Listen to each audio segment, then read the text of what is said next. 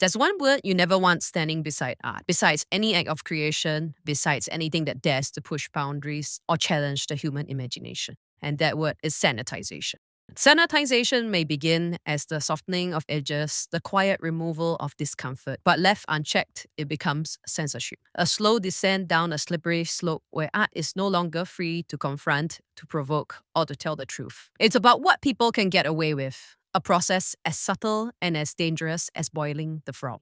Imagine having the Mona Lisa destroyed because it's too beautiful and too endearing. Imagine not having V from Vendetta because it explores themes that are disliked or uncomfortable, too close to the truth, which then wouldn't have inspired The Dark Knight, which some would say is the best superhero or Batman movie ever made. Imagine not having Doom because it's too violent, which then makes not having Duke Nukem, System Shock, BioShock, and the Doom remakes. Or imagine Evangelion never coming to the West because someone thought the plug suits were too sexy.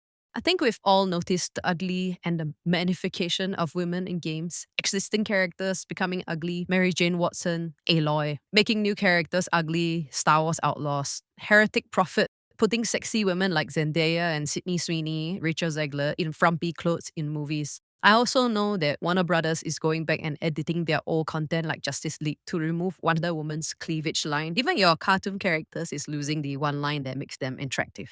This is making art bland, uniform, and uninteresting, making it more like everyday you and me, making it safe. It really makes things boring and unmotivating. Sanitizing art is like taking every spice out of a dish until it tastes like plain boiled rice. Safe, filling, but forgettable. I hate it. I want my art to inspire and motivate. I want to see beautiful people on screen, hot guys for me, hot girls for anyone who's into that. I want to feel inspired to chase that dream of becoming the muscle mommy I know I could be. I want to be motivated to do better, to be better. Show me characters that are so striking that I can't help but draw fan art of them. And maybe the fan art inspires someone else, someone who asks, hey, what's this from? And then they fall in love with it too. It's a ripple effect, a chain reaction of inspiration. And honestly, even if you strip out all the high-minded talk away, I just like seeing those nice rippling muscles, okay?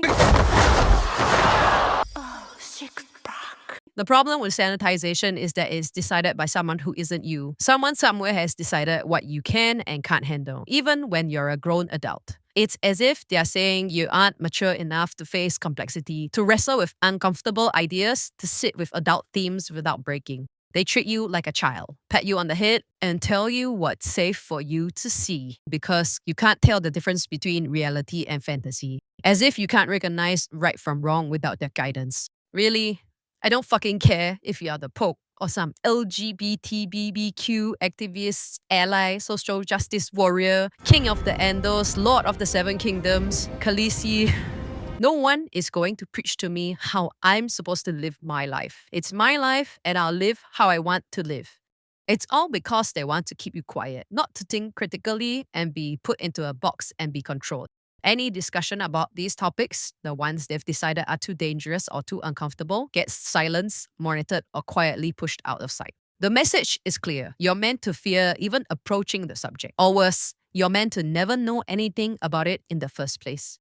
It's not just about controlling what you see, it's about controlling what you can even imagine. This sanitization kills diversity of voices. Sure, we can celebrate diversity in skin color or gender, things we can't control. But when it comes to what truly matters, our thoughts, our voices, our perspectives, suddenly it's too dangerous to allow. What we get isn't real diversity. It's conformity wearing a mask.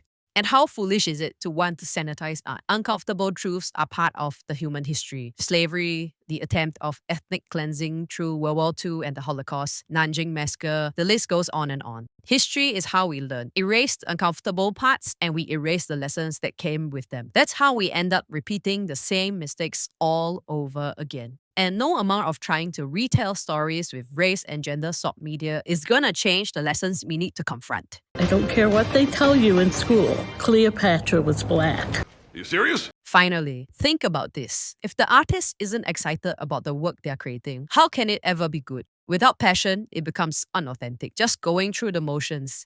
I see it everywhere. not just in games, but in any kind of work. People clocking in and out just doing the bare minimum. Take a look at games like Silksong, crafted with care, with love for the genre, compared to so much of the AAA garbage flooding the market now. There's a soul in the work when the creator cares, and when it's gone, it's obvious. I know this for a fact. When I draw characters I love just for fun, I inject a bit of myself, my happiness into it. But when I draw to please people or to feed the social media algorithm for likes, it feels different. Flat, lifeless, and colorless. Just another gig to pay the bills, and if I can feel it, I'm sure the audience can as well. So what can you do? The first and most important step is awareness. You can't fight a problem you don't understand, and you can't protect art if you don't know when and how it's being threatened. We need more people like Ross from Ucas Farms who will take the time to research, think critically, and initiate movements like Stop Killing Games. We need more people like Schlep who will do the right thing when Roblox won't. We need to fight groups like Collective Shout who are actively trying to remove what games we can and can't play, and call out the hypocrisy that MasterCard and Visa are still supporting Roblox and Collective Shout when both of these companies and groups actively support child exploitation. Stop being the lazy activist everyone mocks. If you care about your games, movies, TV, or any creative endeavor, put your money where your mouth is. Stop buying what you don't actually support. Stop funding companies like Nintendo that churn out the lazy, same Pokemon game year after year. Stop playing the Assassin's Creed title just because it's familiar. Try something better. There's so many indie games out there to try that are so much better than every other AAA slop out there right now. Support creators who actually care. Your wallet is your vote. Use it. Demand better, reward passion, and don't let mediocrity win. Support authentic creators. Seek out artists who take risks, who tackle different themes, and amplify their work. Show that the passion and honesty matters. And if you're a creator yourself, don't hold back. Draw, write, make music, film, whatever moves you. Just put your voice out there. If you've always wanted to create or start your own YouTube channel, there's no better time than the present. It's that or your silence lets mediocrity and sanitization win.